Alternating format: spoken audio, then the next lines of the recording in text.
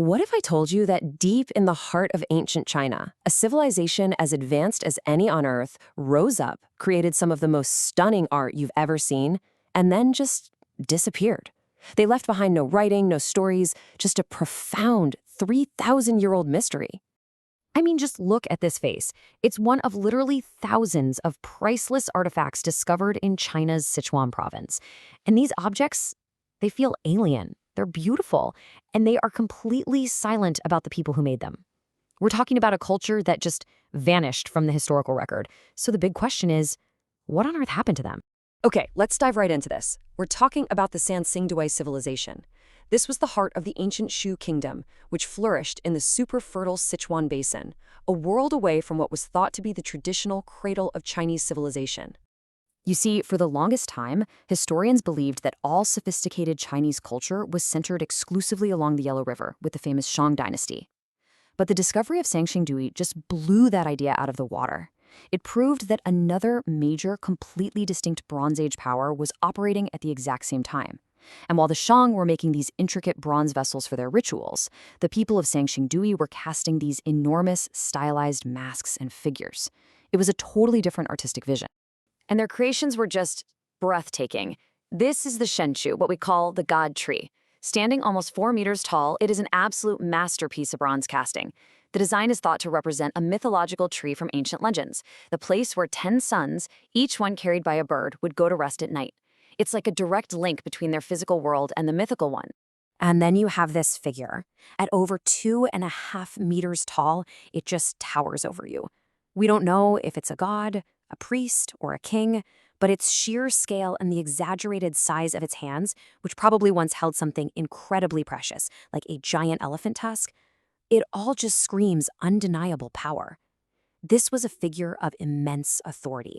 And with symbols like this bronze sun wheel, there's absolutely no doubt about their spiritual beliefs. The sun was obviously central to their entire worldview. So through these artifacts, we start to see a picture of a civilization that was deeply connected to cosmology, to mythology, and to the forces of nature. But the story of how we found these treasures? Well, that's where the mystery really begins.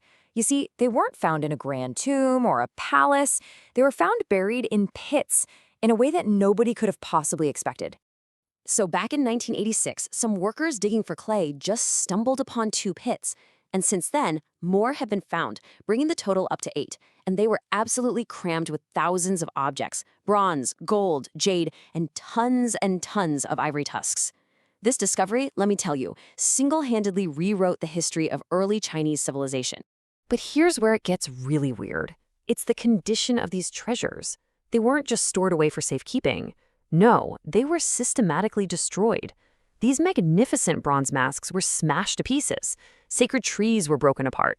Everything was burned, and then it was all meticulously laid to rest in these pits. So you have to ask yourself, why would an entire civilization destroy its most valuable and sacred possessions? And this wasn't some chaotic act of rage. As archaeologist Agnes Hushwer-Chang points out, it was very deliberate. These objects were not meant to be recovered. And that's what's so mysterious. They were sealing something away, forever. This act of intentional destruction, that is the absolute core of the Sanxingdui puzzle. So what could have happened? For years, 2 major theories have really dominated the debate. And the first one suggests the end didn't come from other people, but from the Earth itself.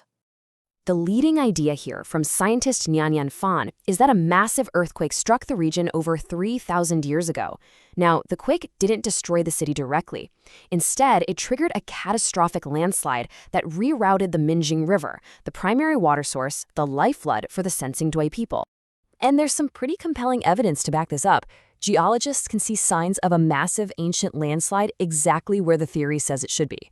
The old riverbeds around the city are way too wide for the streams there now, which suggest a much larger river once flowed through. Plus, an ancient text actually records a major quake in a nearby province right around that time. This theory neatly explains why the people would just up and leave their capital and resettle 30 miles away at a site called Jinsha, right where the river now flowed. But there's another possibility, an explanation that's maybe even more unsettling, because it suggests the destruction wasn't an accident. It was self-inflicted.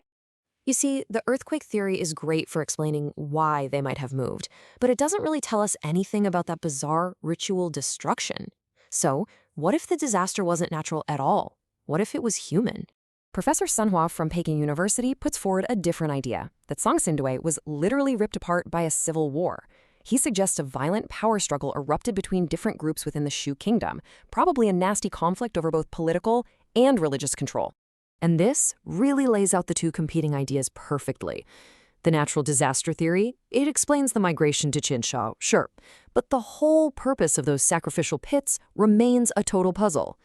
But the Civil War theory, well, suddenly that provides a powerful, if terrifying motive for the pits. The winning side, in a final act of dominance, would have systematically destroyed the sacred symbols of their rivals, essentially erasing their religious authority from existence. So, for decades, the debate has been pretty much locked between these two theories, earthquake or civil war. But very, very recently, new scientific data has given us a crucial piece of the puzzle. Yup. In late 2025, researchers announced a major breakthrough that has sharpened the focus of this entire investigation in a dramatic way. And what was the breakthrough? It was all about precision. Using super high-precision carbon-14 dating on hundreds of samples, scientists have now definitively dated the burying of those pits to a window between 1201 and 1012 BC. For the very first time, we have a concrete timeline for the final days of Sanxingdui. So here's the bottom line. The timeline is now locked in. The final dramatic act, the abandonment of Sanxingdui and the burial of all its treasures, happened in the late Shang dynasty period. The when is solved.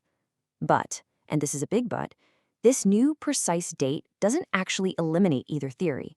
It just gives us a much more specific moment in time to investigate. So which was it?